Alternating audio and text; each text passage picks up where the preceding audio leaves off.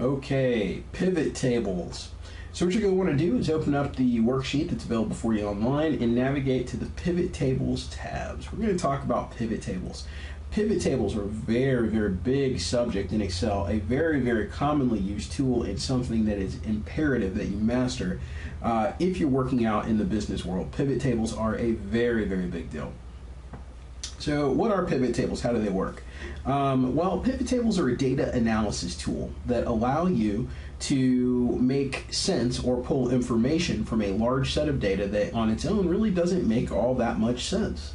So if you look at this data table that we have available, I mean, there's a lot of data in this table. It's 118 lines of data, so it's fairly substantial, not the worst, not the best.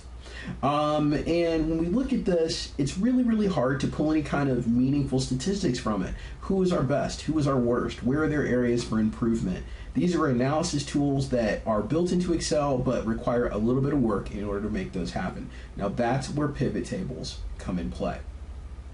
Okay, so a couple rules about pivot tables before we get started. Your data can't be pre-summarized. If I added this up all at the beginning, then pivot table really wouldn't do anything.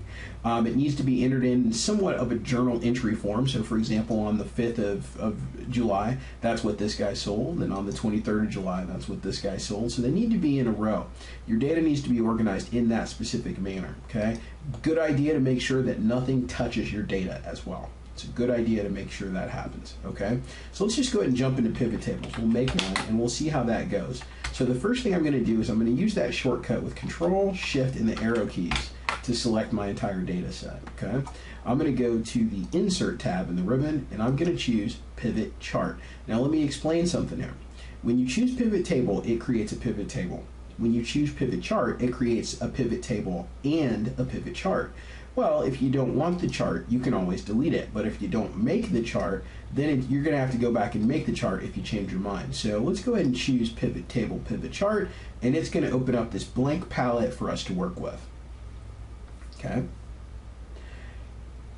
Once you get to this point, it's going to create a new worksheet by default unless you choose to keep it on that same sheet. And it's always a good idea to separate your data from your summary information, unless you've been pre-instructed to do something different, only because it further protects the integrity of your data and it helps keep you from making deletion errors by accident, okay?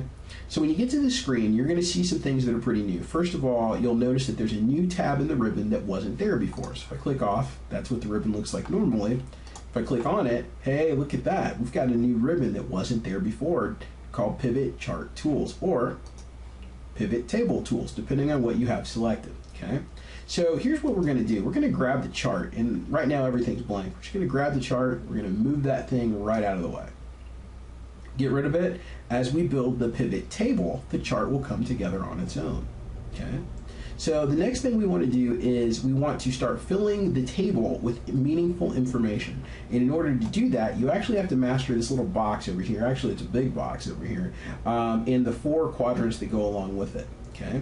So to explain what those quadrants are, in the upper left-hand corner, you have report filters.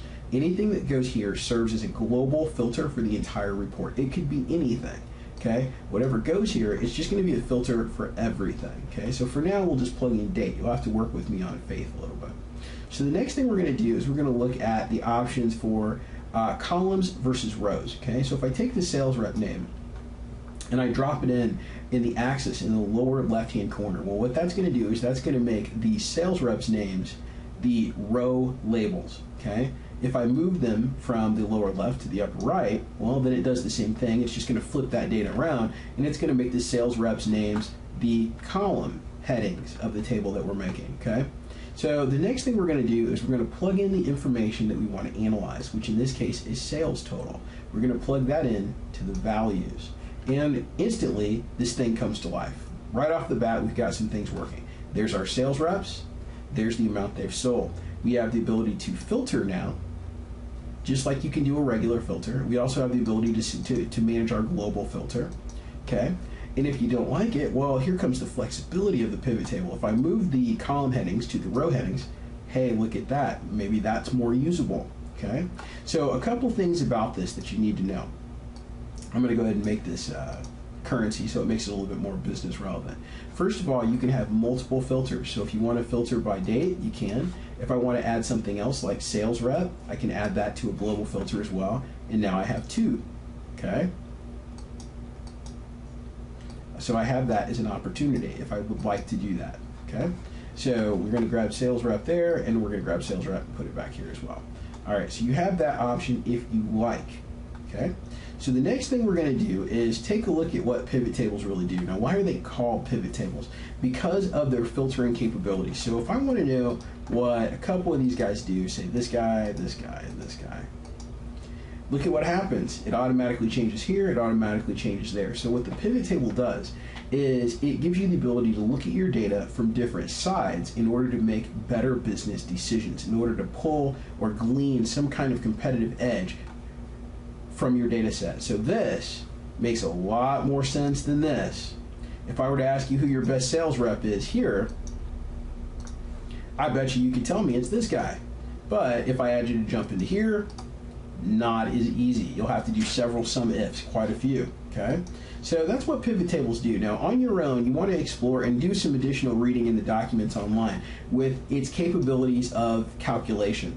You can do more than just sum with a pivot table. If you click on the values, there's a down arrow. Click that down arrow and you have the option to manipulate the value field settings. Okay. Within here, you have all the basic functions, so I don't have to just let it add up all the data. I could have it average the data instead. On average, who is our best sales rep? Now, with this particular calculation, it's not going to make that big of a difference. On average, you'll still know who's pretty good. That being said, though, we have a couple other options as well. I'm not sure how many of them are going to make a ton of. There we go. Count, for example. How many total sales do they have? Now, this is set to currency, which doesn't make a lot of sense for count, so we'll make that general, and there you go. And a couple other things to explore. You want to explore the ability of its calculation options. So you can calculate percentage of row, percentage of total. So it helps factor in things like this guy works 5 days a week, another guy works 3 days a week. So it helps even those things out a little bit. So that's something to play with statistically as an option to help even the playing field a little bit. So pivot tables are a very big thing. Be sure to do the reading that goes along with this. And with that, practice, practice, practice. Until next time.